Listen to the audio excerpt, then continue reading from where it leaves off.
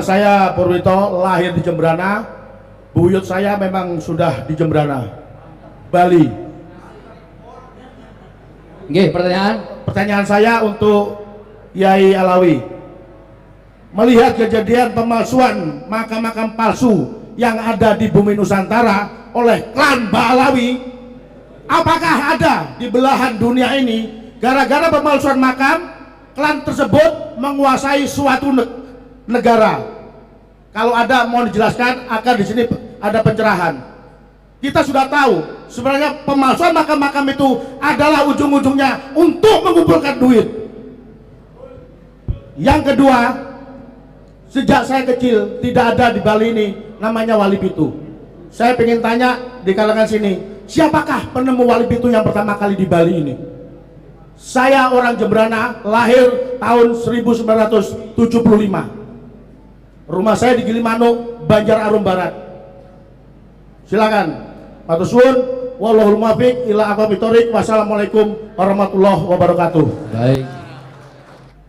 Terima kasih buat pertanyaannya dari saudara kita Pak Saiful. Yang ditanyakan ini sebetulnya sebuah jawaban yang sangat sensitif dan seksi. Iya, ini sudah masuk dalam tataran politik intelijen. Ya, kita jawab saja lah, kita share ya sedikit-sedikit. Pertama, sebelum saya jawab, saya ingin menghaturkan terima kasih banyak kepada saudara-saudara saya yang berada di Bali, wabil khusus para saudara saya yang beragama Hindu, wabil khusus pada anak agung. Kami sebagai minoritas di Pulau Bali sudah dirangkul, banyak dibantu dalam berbagai hal, sudah barang tentu ini adalah cerminan asli putra-putri Nusantara. Adapun tentang yang ditanyakan tadi, saya ingin kembali menyitir sebuah hadis sahih dari Nabi Muhammad SAW. Man tasabaha bi qaumin fahuwa minhum. Semua insya Allah hafal hadis ini. Tapi hadis ini bukan hadis biasa.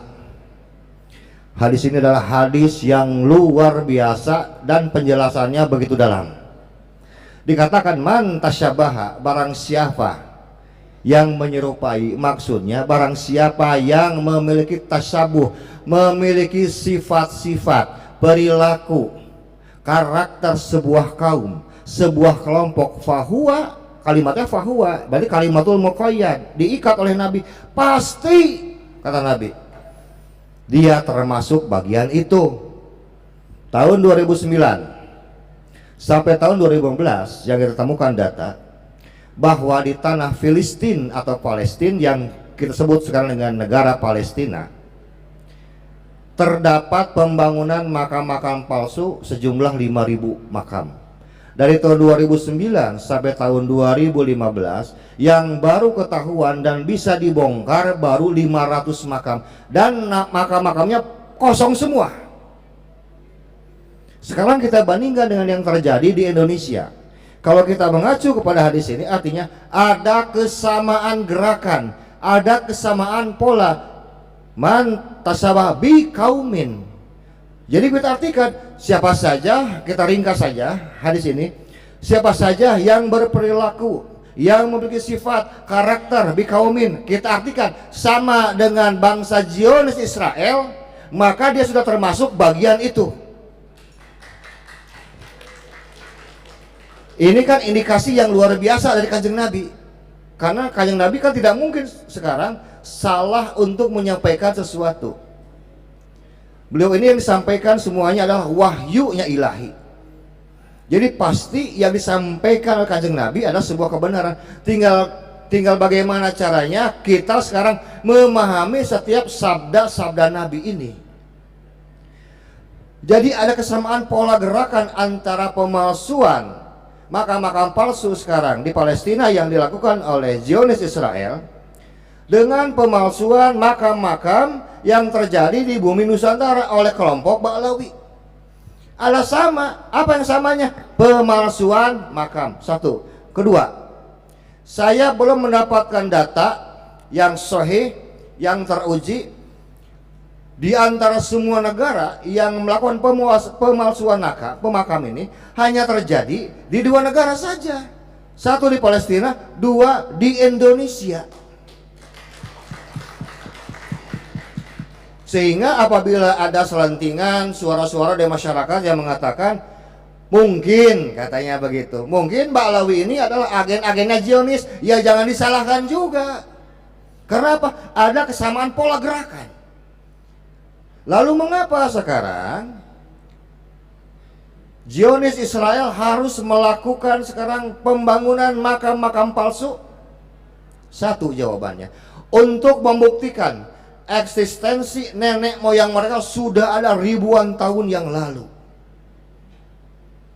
Agar apa? Agar mudah mengklaim ini adalah bangsa leluhur kami. Dan ini pula yang 100% identik dilakukan oleh kelompok Ba'alawi di Nusantara. Tadi dikatakan wali pitu di Bali. Kan wali itu di Bali bukan hanya 7. Wali pitu kemudian di Ba'alawikan. Hati-hati, nanti bukan jadi wali pitu, wali nipu Ba'alawi itu.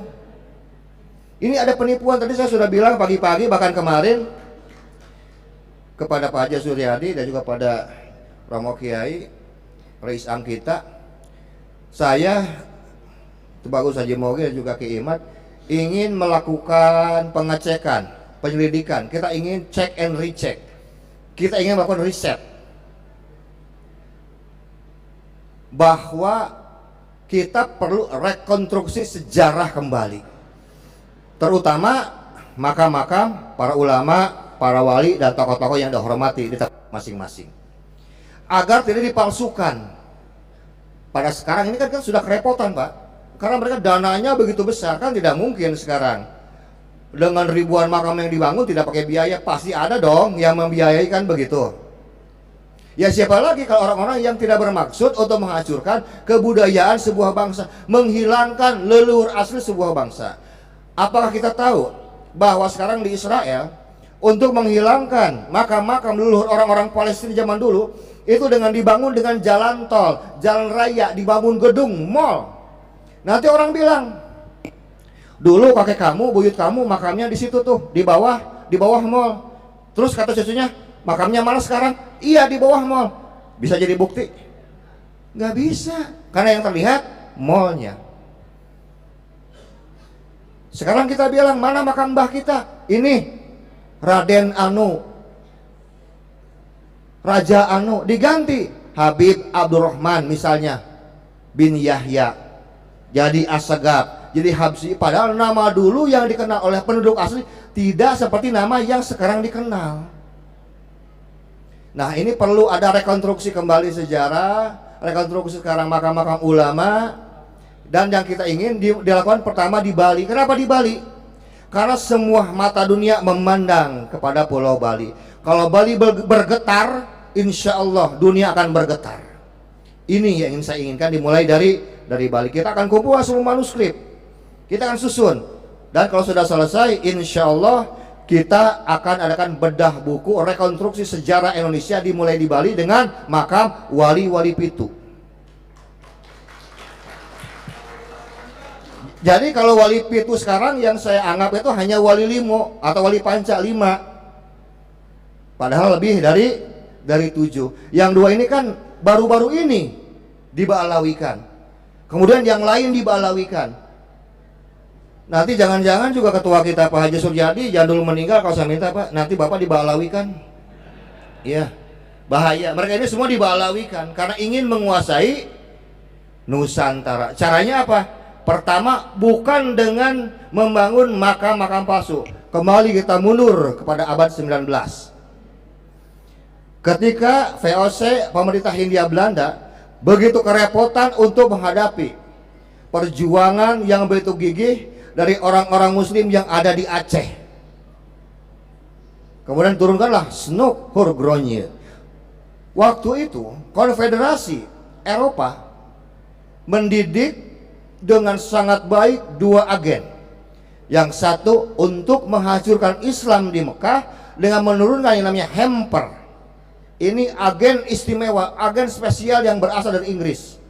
Dan yang kedua adalah snuk horgronya. Mereka itu satu kelas, satu bangku yang disimpan di dua tempat yang berbeda. Dan snuk horgronya untuk penghancuran Islam yang berada di Nusantara. Apa yang dilakukan? Setelah dilihat, oh, orang Islam ini patuh benar sama kiainya. Satu. Maka dibuatlah adu domba antara kiai dengan kiai. Kiai dengan kiai. Lemah, terpecah belah, tercerai. Para pengikut-pengikut para kiai. Pondok ini ikut kiai ini, pondok ini ikut kiai. Akhirnya bisa dikuasailah Aceh dengan taktik licik snuk horgronya. Setelah itu ditariklah ke Betawi, kan ada pertempuran, perjuangan yang luar biasa dari para kiai, ulama-ulama thariqah yang berada di Banten, sehingga ratusan ulama ditembak dan digantung di lapangan. Atas jasa siapa? Atas jasa Utsman bin Yahya. Jadi Utsman bin Yahya itu saya tidak setuju, mohon maaf Kiai. Utsman bin Yahya itu bukan pengkhianat, tapi pengkhianat sekali. Pengkhianat banget. Bukan cuma pengkhianat. Ditempatkanlah di Batavia yang sebelumnya beliau sudah melakukan ekspansi dulu dari Batavia ke Tanah Priangan, Jawa Tengah, Jawa Timur, kemudian mundur lagi balik karena daerah-daerahnya ternyata cukup kokoh, cukup kuat akan urusan antara murid dengan kiainya. Mundur, dan ternyata yang paling lemah dan yang paling bisa diprovokasi adalah di Betawi. Dan diangkatlah menjadi mufti Betawi. Dan untuk melemahkan sekarang derajat sosial para kiai yang disebut dengan kiai, ustadz, ajengan dan sebagainya, maka pemerintah VOC memberikanlah gelar Habib kepada imigran Yaman. Maksudnya apa? Untuk menempatkan bahwa gelar Habib ada gelar yang lebih tinggi dibandingkan para ulama, kiai, ajengan, ustadz yang ada di Nusantara. Satu. Dua, untuk melemahkan strata sosial para raden, para bangsawan yang sudah memiliki harta kekayaan dan kekuasaan di daerahnya, sehingga secara otomatis semua para kiai, ustadz, ajengan, raden mas itu bagus, semua menjadi budak-budaknya habaib. Dan terbukti ajar itu masih terasa dan ampuh sampai saat ini. Betul? Jadi sengaja dibuat untuk merendahkan harkat dan martabat putra-putra terbaik bangsa Indonesia. Dan ini harus saya sampaikan. Jadi kita tidak perlu menghormati yang namanya Habib, itu nggak ada. Kalau saya menyitir sekarang sebuah hadis qudsi yang terdapat dalam kitab tafsir Al-Qurtubi, ada sebuah pembicaraan yang sangat indah dan sangat romantis antara Allah dengan Kanjeng Nabi Muhammad SAW. Allah berfirman kepada Nabi Muhammad SAW, "Ya Muhammad, wa ma arsalnaka illa rahmatan lil alamin." Wahai Muhammad, tidaklah aku utus engkau kecuali sebagai rahmat untuk sekalian alam. Wa qala Nabiyyu sallallahu alaihi wasallam, "Ya Rabbi, wahai Tuhanku, fantahlaqas samawati wa ardim minni." Engkau telah menciptakan langit dan bumi untukku. Wa ana min hada. Lalu aku untuk siapa? Kata Nabi Muhammad. Faqala ta'ala, kemudian Allah kembali berfirman kepada Nabi Muhammad, "Ya Muhammad, anta waliyan habibi." Engkau adalah kekasihnya dari kekasih-kekasihku. Kemudian Nabi Muhammad kembali berfirman, "Ya Rabb, fa inni minka fa anta man hada." Tuhanku, aku ini khusus untuk dirimu, lalu engkau untuk siapa? Kemudian Allah kembali berfirman, "Fa ana man yusolli alaika ya Muhammad, walau sita ja'altu amron jami'an ilaika." Wahai Muhammad, aku hanya dikhususkan untuk orang-orang yang bersolawat kepadamu. Andaikan mau, akan aku berikan urusan orang-orang yang bersolawat, engkau aja yang urus. Kata Allah. Kemudian Nabi Muhammad menjawab, "Ya Rabbi, la fanta arhamu bimini." Jangan begitu Tuhanku, sesungguhnya engkaulah yang lebih penyayang kepada umatku dibandingkan diriku. Fa ini abduka do'if, sesungguhnya aku hamba yang do'if. Yang menarik ada kalimat fa anta waliyun habibi, engkau adalah kekasihnya kekasihku. Dalam sejarah, dalam riwayat yang pernah saya baca sampai saat ini, saya belum pernah menemukan Allah menyematkan gelar Habib kepada semua nabi dan rasulnya yang kalau kita total 124.315 orang. Tidak pernah mengatakan Habib kepada siapapun, nabi dan rasul, kecuali kepada kanjeng Nabi Muhammad sallallahu alaihi wasallam. Sekarang zuriyah palsu berani mencangkok nama Al-Habib yang Allah berikan kepada Nabi Muhammad dan disematkan di depan nama mereka. Apa nggak kurang ajar yang begini? Dan kita masih nggak ngeh juga, masih saja cium tangan mereka bolak-balik. Ini kesal. Ya. Apa nggak kurang ajar orang begini? Dan kita nggak sadar dengan konser-konser sholawat yang mereka lakukan, membaca rotib, membaca maulid yang Nabi, sehingga kita tanpa sadar meninggalkan wiridan yang pernah diajarkan waktu di pondok pesantren, meninggalkan hijib yang diajarkan oleh guru-guru kita. Betul nggak? Dan masih ada yang kekeh,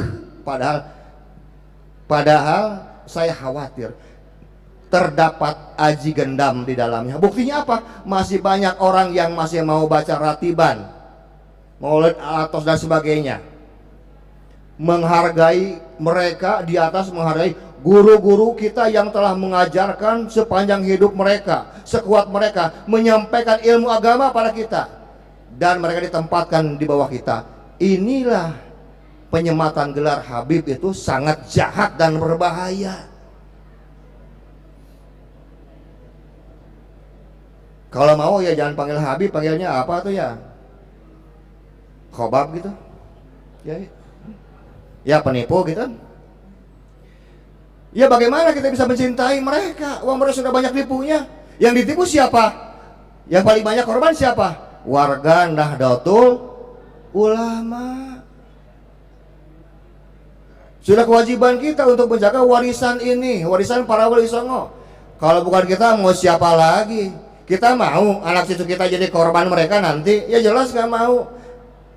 Karena itu kita harus mengambil kesempatan yang baik ini dengan wasilahnya guru kita semua, Kiai Haji Usman, Kiai Haji Madudin Usman, dengan tesis awalnya yang begitu booming, menggemparkan bumi.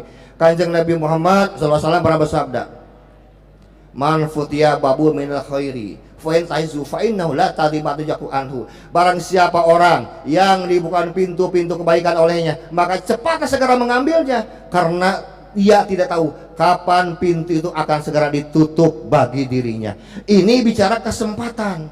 Kalau kita ingin membangun kembali merekonstruksi sejarah, kemuliaan, keagungan Nahdlatul Ulama, mengangkat kembali derajat-derajat kayak kita, inilah saatnya. Karena itulah dibentuklah PWI Laskar Sabilillah.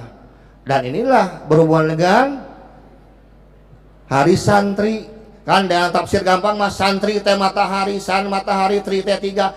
Inilah gerakan matahari ketiga. Kenapa? Cahaya PBNU sedang redup, Jatman sedang redup. Pindah kemana? Pindah kepada perjuangan Wali Songo Indonesia Laskar Sabilillah. Jadi gerakan ini adalah gerakan matahari ketiga. Jadi jangan kaget kalau ke depannya cahaya kita betul-betul mampu menyinari orang-orang yang selama ini belum mampu melihat kebenaran dengan sebenar-benarnya. Mungkin begitu Pak Saiful, hatur nuhun.